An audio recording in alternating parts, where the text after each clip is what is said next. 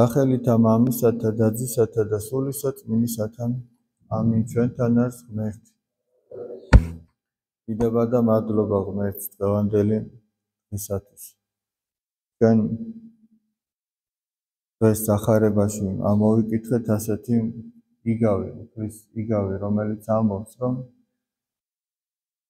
ერთი ქვრივი დედაკაცი იყო, რომელიც მიდიოდა მოსამართლესთან და შემწეობას ითხოვდა, სამართალს ითხოვდა, რომ ვიღაც მიდიოდა მასთან აწუხებდა და ევედრებოდა, რომ სწორად განესაჯა ამ საჯულს, მოსამართლეს. ამ მოსამართლეზე კი არის ნათქვამი, რომ ღვთისა არ ეშინოდა და ადამიანისა არ არცხვენოდა.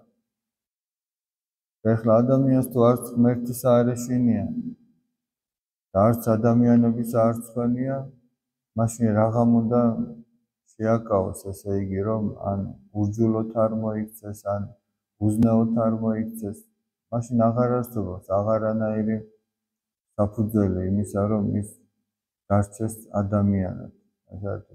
შეიძლება ადამიანს ის არ ეშინოდეს, მაგრამ ვიღაცის რიდის გამო მაინც არ აკეთებდეს, რაღაცა უზნეობას არ ჩადიოდეს.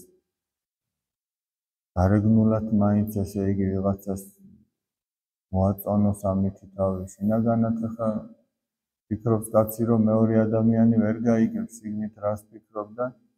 გარეგნულად სიტყვა პასუხის დონეზე მაინც რაღაცა დარჩება ის მოწესრიგებულად, მაგრამ თუ ადამიანს ღვთის შიში აქვს, არა მარტო გარეგნულად, არამედ პირველეს ყოვლისა იფიქრებს, რომ შინაგანად იყოს ის მოწესრიგებული.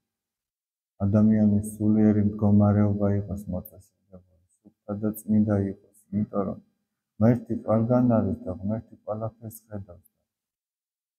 თუ ადამიანს აქვს ღვთის შიში და იცის, რომ მის წინაშე უნდა წარდგეს და პასუხი მისცეს თითოეული სიტყვის, საქმის თუ ფიქრების გამო, ის მეტად თავშეკავებული იქნება.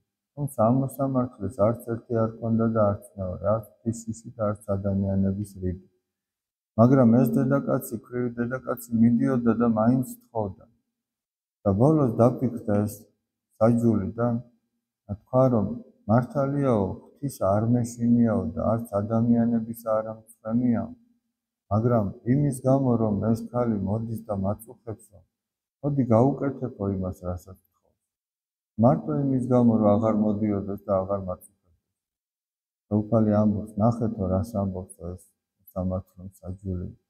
და განაო ღმერთი არ მოხედავსო თავის შვილებს, რომელიც დღე და ღამე ევედრებიანო. მოხედავსო ადრე, ანუ მალევე მოხედავს. მაგრამ მთავარია ადამიანში ეს გულმოდგინება და რწმენა იყოს, რომ გულმოდგინედ ითხოვდეს ღვთისაგან და რწმენით ითხოვდეს.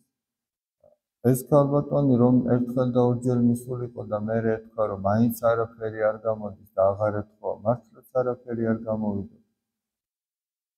მაგრამ რწმენა რომ არ ქონოდა, არც მაშინ არ გამოვიდოდ, ანუ რომ არ ჯეროდეს ადამიანს, რასაც ითხოვს, იმას მიიღებს, იქაც არაფერი არ გამოდის. როგორც არაერთხელ გითხოვს მოციქული იაკობის სიტყვები, რომ თუ რწმენით ითხოვს კაცი, მას მიეცემა ღვთისაგან, რომელიც ყველას აძლევს უხვად და არავის არ აყვედრებს. თუ ეჭვით ითხოვს, მას არ მიეცემა. და უფალი აი ამ სახარებაში, სახარების ამ მონაკვეთში, სწორედ მაგას გვეუბნება, ნახეთო, საჯული, რომელსაც ღმერთის არ ეშინოდა და კაცთაგან არ ცხვენოდა, მაინც შეუსრულა სათხოვარი. როგორ ღმერთი, რომელსაც ადამიანი უყვარს, რომელთვისაც ადამიანი არის შვილი, თუ ის ითხოვს, არ მისცემს. თუ შვილიო მამას პურს სთხოვსო, განა მამა ქვას მისცემსო? ან თუ შვილი თევზს ითხოვს, მამა მორიელს მისცემსო? ან გვეს მისცემსო? თავარი ადამიანმა ითხოვს თავისათვის კეთილი მისაცემად, ანუ რა არის ჩვენთვის კარგი. მაგრამ რადგან ადამიანმა ყოველთვის არ იცის და უმეტეს შემთხვევაში შეიძლება ითქვას არ იცის რა არის მისთვის კარგი, არამედ რაღაცა გონია, რომ ეს კარგია და იმას ითხოვს ღვთისაგან, ის შეიძლება არ მიეცეს მისი სიკეთიდან გამომდინარე, მისი სიკეთის გამო ისევ.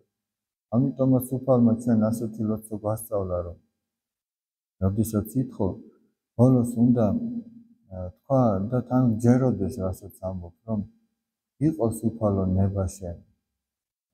შენი ნება იყოს, როგორც შენ გნებავს, იმიტომ რომ შენ უკეთიც. რა არის ჩემთვის უკეთესი და ღმერთს მიენდო და ისე ითხოვ. თუ მოგეცა, მადლობა უთხარი ღმერთთან. თუ არ მოგეცა, მაშინაც მადლობა უთხარი, იმიტომ რომ მოგცემო და ვინ იცის უფრო დაეზიანებინე. აი ესეთი რწმენი თუ ადამიანი, ესეთი არ გატყდება.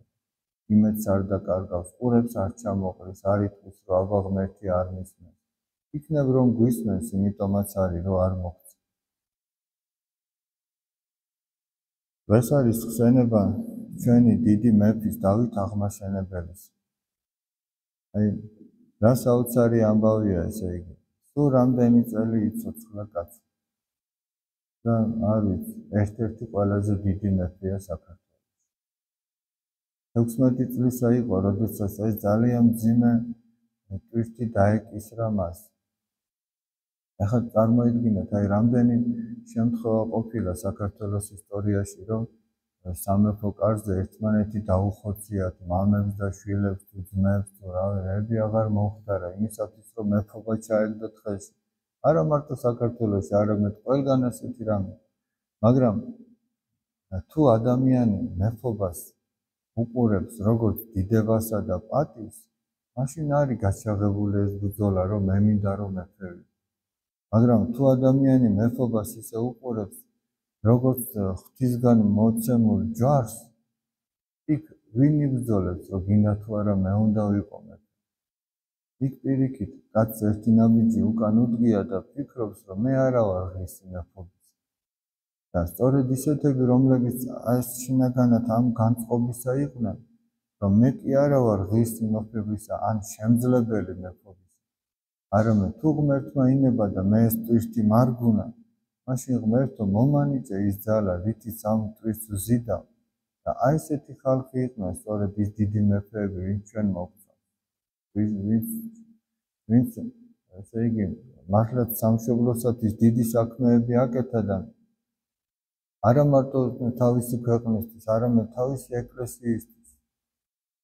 ესე იგი დავით აღმაშენებელი, მეფე თამარი, მეფე ვახტანგ გორგასალი, მეფე ერეკლე და ასე შემდეგ. აი ესენი ისეთი ადამიანები იყვნენ, რომლებიც და არა მარტო ესენი, რომლებიც ღმერთზე ამყარებდნენ იმედს და არა საკუთარ ძალას. აი დიდგორის ბრძოლის წინ როგორ მიმართავს დავით მეფე, იქ ჩანს სწორედ რომ მას თავისი იმედი კი არა აქვს, მას ღმერთის იმედი აქვს, მას ჯვრის იმედი აქვს.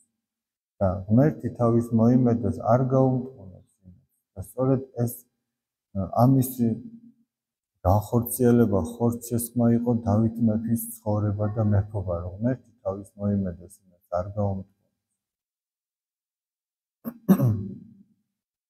ადამიანი, რომელიც ესე არის ღმერთზე მინდობილი, ის დიდ საქმეებს გააკეთებს. არა მარტო მაშინ, არამედ დღესაც, ესე იგი, აი ადამიანი, რომელიც ნებისმიერი რამე, რაც მას ჩააბარეს, რაც მას დაავალეს, რა თანამდებობაზეც ის დაადგინეს, თუ ასე შემდეგ. თუ იმ განწყობით იქნება, რომ ღმერთო, შენ მომეცი იმისი ძალა, რომ მე ეს ვაკეთო. და თუ ამ ყველაფერს ღმერთისათვის გააკეთებს წრფელი გულით, გააკეთებს კეთილსინდისიერად და ამ ყველაფერში თავს არ აიმაღლებს, აი სწორედ ესეთი ადამიანები არიან, იყვნენ და ვინც დღესაც უშველის თავის ქვეყანას, თავის სამშობლოს. და ერთ-ერთი ქართველოლოგი ყოველი პარალტები დევიდ მარშალ ლანგი ესეთ რამეს ამბობს. ესე იგი შეუძლებელიაო საქართველოს ისტორიას გაეცნო და ღმერთი არ იწამო. იმიტომ რომ აი შეუძლებელია ადამიანური ძალებით, ესე იგი ეს ქვეყანა აქამდე მოსული. წარმოიდგინეთ 16 წლის ადამიანს და ესეთი არაერთი შემთხვევა მეფობა ჩააბარეს. ეს არის საუკეთესო მეფე შეიძლება ითქვას. ან ერთ-ერთი საუკეთესო მეფე საქართველოს ისტორიაში. იმიტომ აი ღმერთზე მინდობილი კაცი ბევრ რამეს გააკეთებს. ის მოშიში კაცი ბევრ რამეს გააკეთებს. ესე იგი, საქვეყნო საქმეზე მოფიქრალი კაცი და მზრუნველი და მოამაგე ბევრ რამეს გააკეთებს.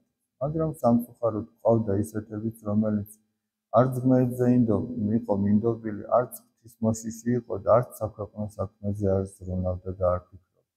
ესეთი ადამიანებისგან არაფერი არ გამოვიდა. მათ ვერც თავის თავს არგეს ვერაფერი, ვერც სამწუთის ოფერში მათ შორის. და მარადივლათაც კაცმა არ იცის რა იქნება. და ვერც სამშობლოს ვერ არგეს ვერაფერი. ამიტომაც აი ღმერთმა მოგვანიჭოს ჩვენ ძალა იმისა, რომ აი ამ სულისკვეთებით გვაცხოვროს, როგორიც ჰქონდა მეფე დავითს, როგორიც ჰქონდა მეფე თამარს, როგორიც წმინდა დედოფალ ქეთევანს ჰქონდა, როგორიც ჰქონდა მეფე ლუარსაბს, მეფე გიორგი ბრწყინვალეს თუ ასე შემდეგ. შეგვეციოს წმინდა მეფე დავით აღმაშენებელი, აი განსაკუთრებით დავით სულოცავს, ჩვენ პატარა კაცმაც უნდას მისი ანგელოზის დღეა და დავითსაც შემთხვევით არ არქმევენ ჩვენს ქვეყანაში, ესე იგი. ერთი შეგვეციოს, მართლა დაგლოცოთ და გაგახაროთ.